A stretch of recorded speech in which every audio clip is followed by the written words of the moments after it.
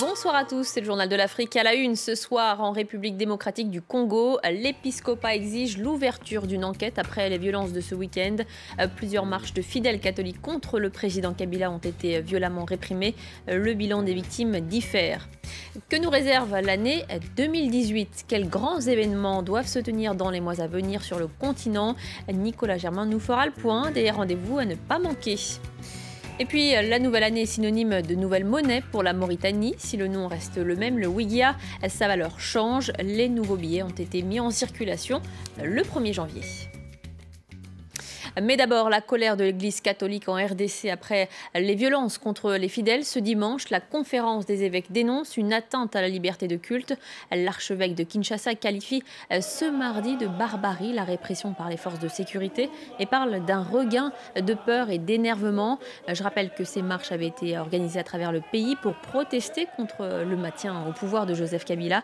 Des rassemblements interdits par les autorités qui, par ailleurs, ont rétabli Internet dans la nuit de lundi à mardi après 3 jours d'interruption. L'Église, vous le savez, jouait le rôle de médiateur dans la crise politique. Qu'est-ce que cette prise de parole va changer dans ce dossier ? Écoutez la réponse de notre correspondant à Kinshasa, Patient Ligodi. L'épiscopat est engagé dans les négociations entre les rassemblements de l'opposition et notamment les pouvoirs en place, ce qui avait abouti à un accord qu'on appelle l'accord de la Saint-Sylvestre, qui devrait aboutir à son tour à l'organisation des élections à la fin de l'année dernière, donc au 31 décembre 2017.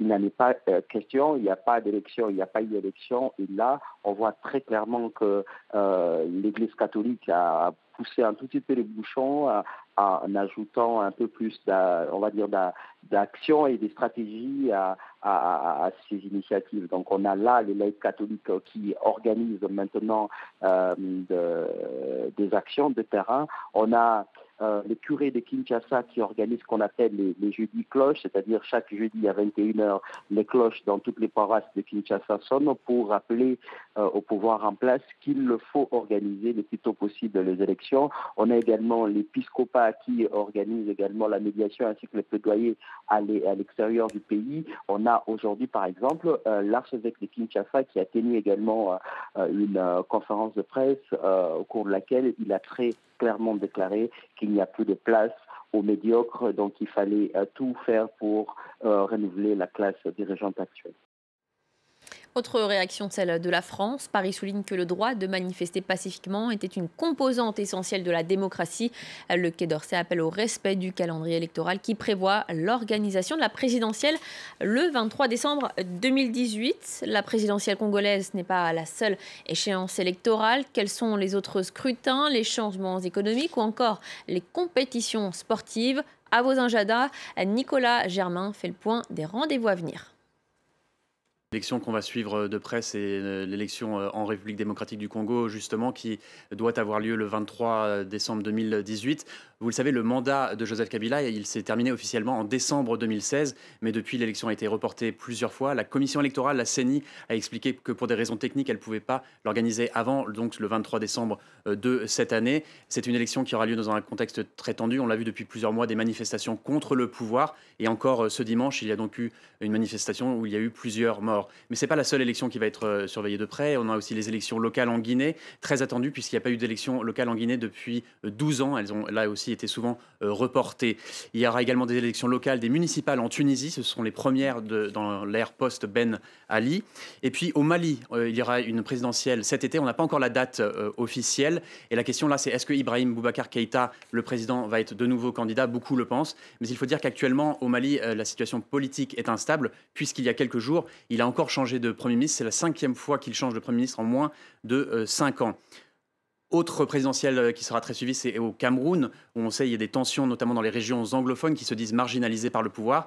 La question là-bas, c'est est-ce que Paul Biya, qui a 84 ans, qui est au pouvoir depuis 35 ans, est-ce qu'il sera de nouveau candidat ? Et puis, en décembre, outre la présidentielle au Congo, il y aura donc une présidentielle à Madagascar. Donc, toutes ces échéances à suivre. On parle d'économie. Quelles sont les perspectives pour cette année ? Alors, d'après la Banque mondiale, le pays qui aura la plus forte croissance économique, ce sera l'Éthiopie, avec 8%, suivi de près du Ghana et de la Tanzanie. Mais si on regarde les 14 pays les plus pauvres du monde en PIB par habitant, ce sont tous des pays africains. Sur une note plus positive, on notera cet été l'inauguration du premier TGV en Afrique. Ce sera au Maroc. Le TGV reliera les villes de Tanger à Casablanca et il roulera à une vitesse de 320 km/h. Nicolas, quel est l'agenda sportif ? Alors, dans quelques jours, le 12 janvier, il y aura le championnat d'Afrique des nations de football. C'est différent de la CAN. Hein. Là, c'est une compétition où seuls les joueurs qui évoluent dans un club de leur pays peuvent jouer. Et puis, évidemment, en juin, en Russie, il y a l'événement que tout le monde attend, c'est la Coupe du monde de football. 5 équipes africaines sont qualifiées. Tunisie, Maroc, Nigeria, Sénégal et Égypte. Ils essaieront de battre le précédent record des équipes africaines qui n'ont jamais dépassé le stade des quarts de finale. D'après les paris en ligne, parmi ces 5 équipes africaines, celle qui a le plus de chances de gagner la Coupe du Monde, c'est le Sénégal. Et puis enfin, notez dans vos agendas sportifs, en avril au Cameroun, le premier festival africain des arts martiaux. À la une également au Mali, le nouveau Premier ministre a prêté serment. Il s'agit de l'ex-ministre de la Défense Soumeilou Boubeye Maïga qui endosse désormais le costume de chef de gouvernement. Il remplace Abdoulaye Idrissa Maïga qui était en poste depuis avril. Ce changement de portefeuille a lieu alors que le nord du Mali est en proie à une situation difficile sur le plan de la sécurité. En signe d'apaisement, le président Ibrahim Boubacar Keïta a d'ailleurs annoncé une loi d'entente nationale. Elle prévoit d'exempter de poursuites tous ceux impliqués dans une rébellion armée à condition qu'il n'ait pas de sang sur les mains. On écoute le nouveau Premier ministre malien. Il s'agira d'amplifier les résultats qui ont été déjà obtenus, de nous concentrer sur la sécurité, la cohésion, la paix. Nous allons travailler à concrétiser les orientations du président, notamment pour tout ce qui porte à l'entente nationale, parce que comme le président l'a indiqué, aucune nation ne peut se construire et se reconstruire dans la dissension permanente. Allez, dans le reste de l'actualité, en bref et en images, la Côte d'Ivoire et la Guinée équatoriale font leur entrée au Conseil de sécurité de l'ONU. Ce conseil compte 15 membres, dont 5 permanents ayant un droit de veto lors de l'adoption de résolutions. Les 10 membres non permanents sont élus par l'Assemblée onusienne pour une durée de 2 ans. Au Burundi, le président gracie plus de 2000 prisonniers à l'occasion des fêtes de fin d'année. Il s'agit des prisonniers dont la peine ne dépasse pas 5 ans, des femmes enceintes et allaitantes ou encore des personnes vivant avec un handicap. Tous ces prisonniers devraient bientôt être libérés. Et puis du changement pour les étudiants marocains. Le gouvernement a décidé de mettre fin à la gratuité de l'enseignement supérieur. Selon un haut responsable du ministère, des frais d'inscription seront instaurés dans certaines branches de l'enseignement. Ce changement pourrait concerner uniquement les foyers les plus aisés. Aucune date toutefois n'a été précisée pour l'entrée en vigueur de cette réforme. Éducation toujours, cette fois en Tunisie. Là, les lycéennes sont en colère. Elles dénoncent le port obligatoire de l'uniforme, une blouse uniquement pour les filles. Certaines ont décidé de défier le règlement en venant vêtues de leurs propres habits. Dorothée Lachauffe. Âgée de 18 ans, Siwar étudie au lycée pilote de Bizerte en Tunisie. Là-bas, l'uniforme bleu arrivant en bas du dos est obligatoire pour les filles et pour les filles seulement. Une injustice dénoncée par Siwar et ses camarades qui refusent désormais de porter ce tablier.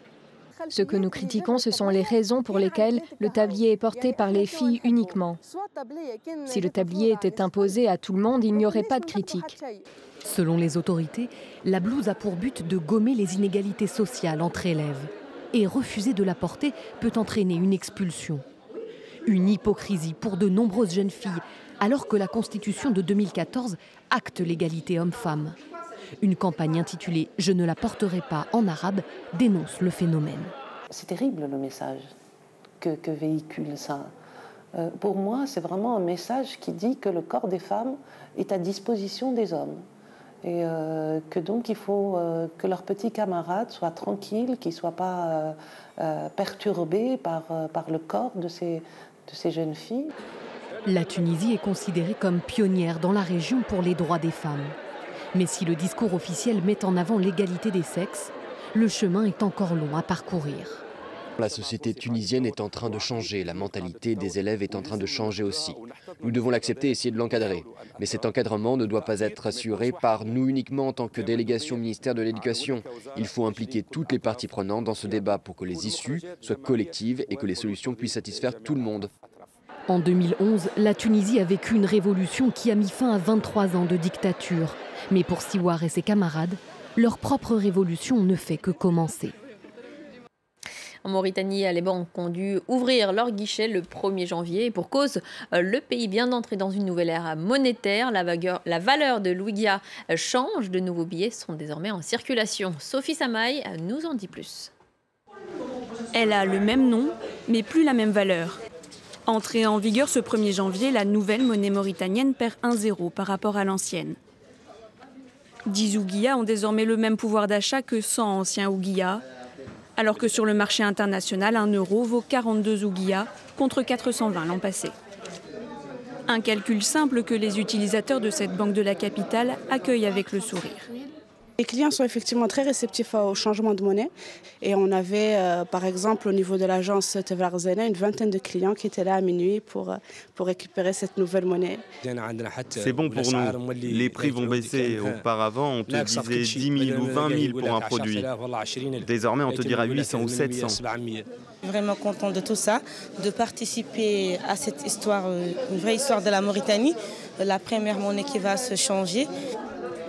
Nouvelles pièces, nouveaux billets, mais aussi nouvel étiquetage dans les magasins et nouvelles factures.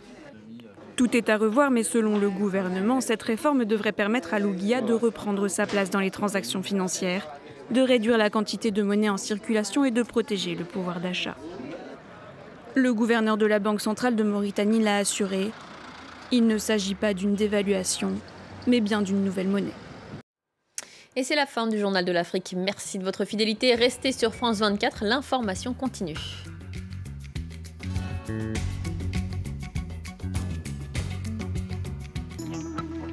Billet retour, présenté par Vincent Roux. À cheval entre le Kazakhstan et l'Ouzbékistan, la mer d'Aral était une mer intérieure de 66 000 km², soit 2 fois la Belgique. En 1950, les Soviétiques détournent les 2 rivières qui alimentaient la mer d'Aral pour irriguer les champs et se lancer dans la production massive du coton. En 50 ans, la mer d'Aral perd 90% de son volume, laissant place à des étendues désertiques. Des milliers d'habitants voient alors leur vie bouleversée. La mer d'Aral semblait perdue. Mais depuis 10 ans, les choses évoluent grâce à un nouveau barrage. Aujourd'hui, l'eau remonte peu à peu et avec elle, l'espoir des habitants. Billet retour, à regarder sur France 24 et France24.com.